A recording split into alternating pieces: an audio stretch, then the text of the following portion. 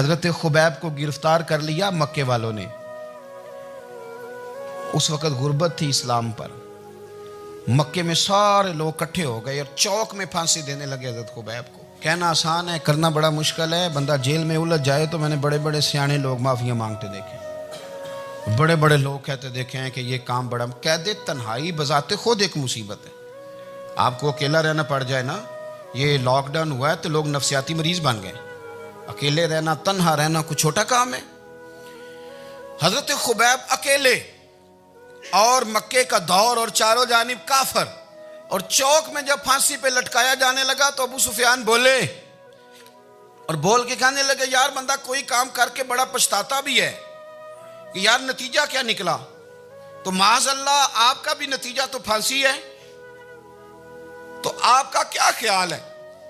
ये आप यकीन करें कि लोग सही सही साथ चलते हैं, थोड़ी सी दुश्वारी उठानी पड़ जाए तो कहते हैं मैं गाड़ी ठीक था, पर इन्हीं पत्थरों पे चल के अगर आ सको तो आओ। मेरे घर के रास्ते में कोई कहकशां नहीं है। लोग ना मीठा मीठा खाना चाहते हैं, थोड़ा कड़वा आ जाए तो मुसीबत बन जाती है।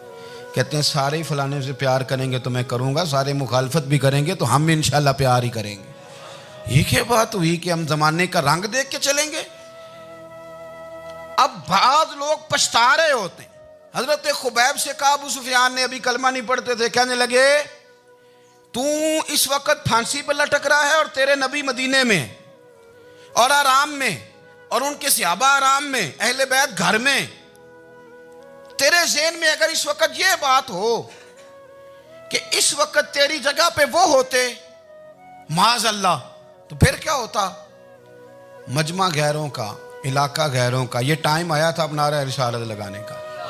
अब टाइम आया हजरत खुबैब ने नारा रिसालत लगाना है, पर लगाना किस तरह है कि काफिर याद रखें। हजरत खुबैब से कहने लगे अगर तेरी जगह हुजूर होते तो फिर तेरा क्या ख्याल है माज़अल्लाह? तो हजरत खुबैब कहने लगे तुम अभी भी नहीं समझे।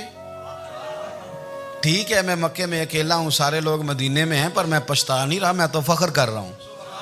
मैं फ़ख्र कर रहा हूँ इसलिए कि चोरी करके जान नहीं दे रहा, मदीने वाले की इज्जत पे जान दे रहा हूँ।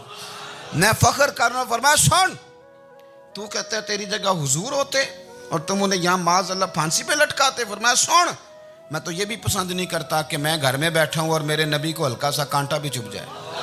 हमारा अपने नबी से मोहब्बत का रिश्ता है, एक कांटा भी हुजूर के कदम मुबारक में चुभे हमें बर्दाश्त। मजमा उनका था, नारे लग रहे थे, हमने मुसलमान पकड़ लिया। लेकिन हजरत खुबैब ने अकेले, अल्लाह करे आपको मेरी बात की समझ आए, अल्लाह करे आपको समझ आए, अकेले जब फांसी के तख्ते के करीब नारा लगाया ना कि मैं तो कांटा भी नहीं चुभने दूंगा अपने नबी को, अब सारे हार गए।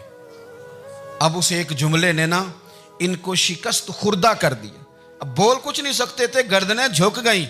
और जब सन्नाटा छाया तो अबू सुफियान साथ वाले से कहने लगा बाकी सारी बातें अपनी जगह पर हैं, पर असहाबे मोहम्मद से प्यार तो बड़ा ही करते हैं ना। और वो कच्चा रंग ललारी वाला जेड़ा चढ़दा ते लैंदा रहिंदा, ए इश्क तेरे दा रंग मुहम्मद चढ़ जाए फेर नहीं लैंदा।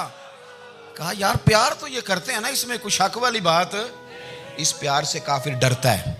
नबी पाक के साथ जज्बाती वाबस्तगी, हुजूर के साथ गुलामों का जज्बाती रिश्ता, और नबी पाक सल्लल्लाहु ताला अलैहि वसल्लम की आमद पर तशक्कुर के जज्बात। इमाम राजी ने लिखा है कि हज़रत मूसा कलीमुल्लाह अलैहिस्सलाम ने तौरात की तख्तियों के अंदर एक उम्मत का जिक्र पढ़ा कि जो उम्मत गुनाह का इरादा करेगी तो गुनाह लिखा नहीं जाएगा जब तक कर न ले, और नेकी का इरादा करेगी तो रब उनकी नेकी लिख देगा, और जब वो कर लेगी तो अल्लाह 10 गुना अजर अता करेगा। और वो ऐसी उम्मत होगी कि जिनके चेहरे क़यामत के दिन नूर की तरह चमकेंगे, और वो उम्मत होगी जिनकी अल्लाह ताला ज़मीन सारी पाक फरमा देगा, जहाँ नमाज पढ़ेंगे नमाज हो जाएगी। ये तज़किरे पढ़ के तो हज़रत मूसा कलीम अर्ज़ करने लगे अल्लाह ये उम्मत मेरी बना दे। तो रब करीम ने फरमाया कि मूसा नहीं, ये तो मेरे महबूब की उम्मत है। फरमाया ये तो मेरे नबी पाक की उम्मत, हुजूर की उम्मत। अल्लाह अकबर। हज़रत मूसा मामूली आदमी नहीं, वो जलीलुल क़द्र पैगम्बर हैं जिनका कुरान के हर सिपारे में तज़किरा है, कहीं वाज़े तौर पे, कहीं इशारतन, हर पारे में। और हज़रत मूसा अल्लाह के वो नबी हैं जो रब से डायरेक्ट बातें करें कोहे तूर। कहा ए मूसा ये उम्मत तो मेरे नबी की है। तो हज़रत मूसा अलैहिस्सलाम अर्ज़ करते हैं, इमाम राजी ने लिखा है, कहते हैं अल्लाह फिर मुझे अपनी नबी की उम्मत में शामिल कर। ओ यार, हमें लोग कहते हैं मिलाद ना मनाओ। जिस उम्मत में आने के लिए हज़रत मूसा ने दुआ मांगी, जिस महबूब की गुलामी के लिए, हमें तो दुआ भी कोई नहीं मांगनी पड़ी। अल्लाह ने फजल से ही मदीने वाले का गुलाम बना दिया। तो हम हुजूर के तज़किरे ना करें, हम तशक्कुर ना करें, हम नबी पाक सल्लल्लाहु अलैहि वसल्लम की नात ना पढ़ें, हम हुजूर के आने पर जश्न का इजहार ना करें। हर वो जायज़ तरीका जिससे इजहार खुशी हो सके वो मिलाद पे करना चाहिए, और उसके लिए असबाब बनाने चाहिए। उम्मत का एक जज्बाती अंदाज होना चाहिए नबी पाक के साथ, एक वारफ्तगी, एक ज़ौक़, एक तबीयत के अंदर विजदान। नारा मतलब इस तरह ना हो कि बस चल रहा है काम। मैं नहीं हूँ कायल, मैं कहता हूँ पहले तो कोई लगाए ना, और फिर नारा जब लगता था ना तो मुसलमानों के यहाँ नारा लगता था तो बड़े बड़े लोग कांप जाते थे। सूफिया ने लिखा है कि हज़रत उमर ने जब कलमा पढ़ा ना तो 39 बंदे कलमा पढ़ते थे। तो नबी पाक ने रात को दुआ मांगी, ऐ अल्लाह उमर को मुसलमान करके इस्लाम को इज़्ज़त दे।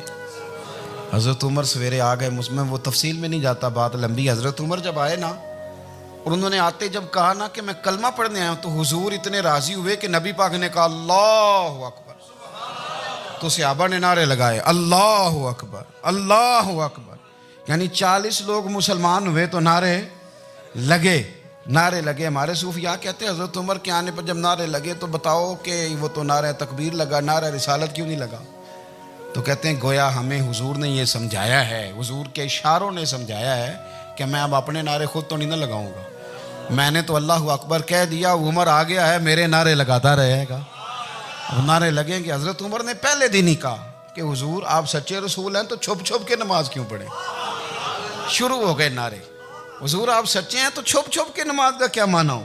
तो हुजूर ने फरमाया तेरा क्या इरादा है? हुजूर सारे नहीं, एक मैं, एक अमीर हमजा, एक लाइन के आगे वो लग जाए, एक के आगे मैं लग जाऊं, और बाकी मुसलमान जितने हैं कुल 40 थे, पीछे 18 19 बचेंगे। तो एक लाइन में वो हो जाए, एक में आगे, एक में अमीर हमजा हो, एक में मैं हूं, तो देख लेते हैं ये हमें नमाज कैसे नहीं पढ़ने देते।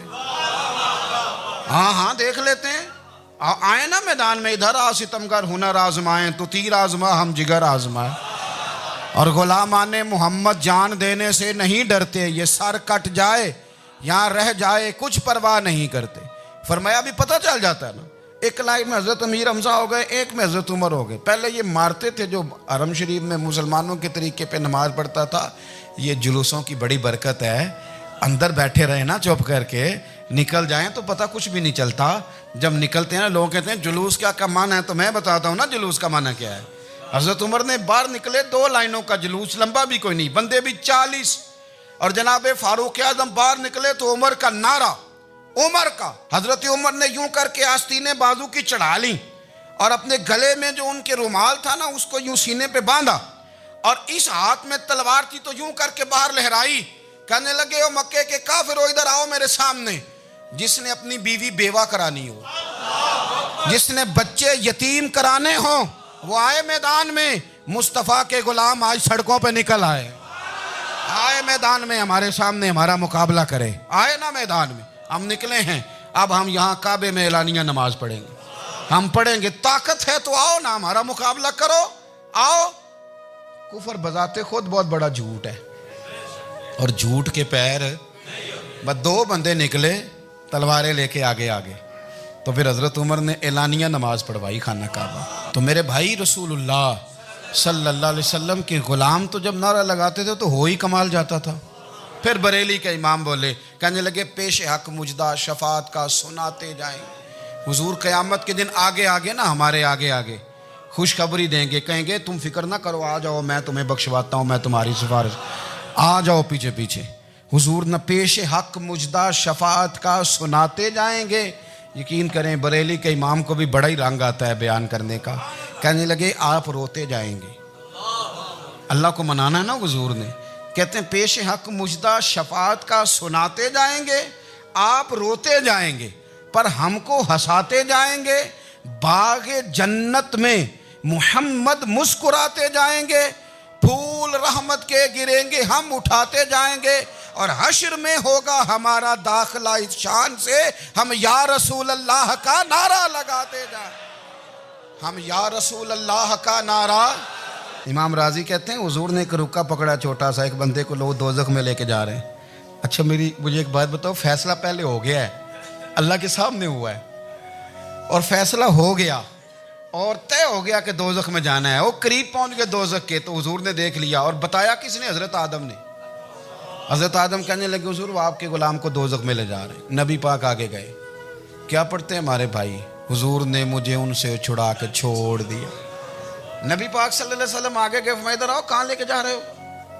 अल्लाह के सामने फैसला हुआ है ना, फरिश्तों ने किया है ना। फरिश्ते को किसी से बदध्यानती तो नहीं ना करते, फरिश्तों ने जो किया ठीक किया है ना। क्यों लेके जा रहे हो? सोनिया गुनाह ज़्यादा है, नेकियां थोड़ी हैं। फरमाया मेरे सामने तोलो। किसी फरिश्ते ने नहीं कहा कि सोने माज़अल्लाह हमको बेईमान है, हमारी कोई इससे जिद चल, साडा कोई बनना सान जाए दे नाल। भाई मेरा मतलब है सही तोला है, फैसला है, फरमाया दोबारा तोलो। गोया रब भी फरमाता है जैसे मेरा महबूब कहता है वैसे ही कर। और कोई नहीं, दोबारा तोल लो, कोई हर्ज नहीं, तोलो ना दोबारा। फरिश्ते दोबारा आएंगे, उन्होंने दोबारा तोला, एक पलड़े में नेकियां, एक पलड़े में गुनाह। अब वो गुनाह फिर ज्यादा निकले तो नबी पाक ने ना जेब से इतना सा रुक्का निकाला। रुके का भी कोई वजन होता है, वो हुजूर ने नेकियों के पलड़े में रख दिया, नेकियां बढ़ गई। फरिश्ते भी चुप कर गए।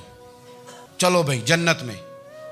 मेरी तरह का था ना, पता सारा है सरदार नु कीती है, पता तो था ना उसे, मन आनम के मन दानम। तो सीधा हुजूर के कदमों से जा लगा, कहने लगा सोने मैं तो सारी जिंदगी गुनाह करता रहा, ये कौन सी नेकी है? तो हुजूर फरमाने लगे चुप कर, जन्नत का दरवाजा खुल गया, तू जा जन्नत में। हुजूर रुके में क्या है? फरमाया तूने एक दिन दरूद सलाम नहीं पढ़ा था, और मैंने तेरा संभाल के रखा हुआ तेरा दरूद शरीफ, वो नारे रिसालत नहीं तूने लगाए थे, वो तो खोल के मेरे तज़किरे मैंने तेरा संभाल लिया। दोज़ख में मैं तो क्या, मेरा साया ना जाए, क्योंकि रसूल पाक से देखा ना जाए, मेरे रसूल पाक।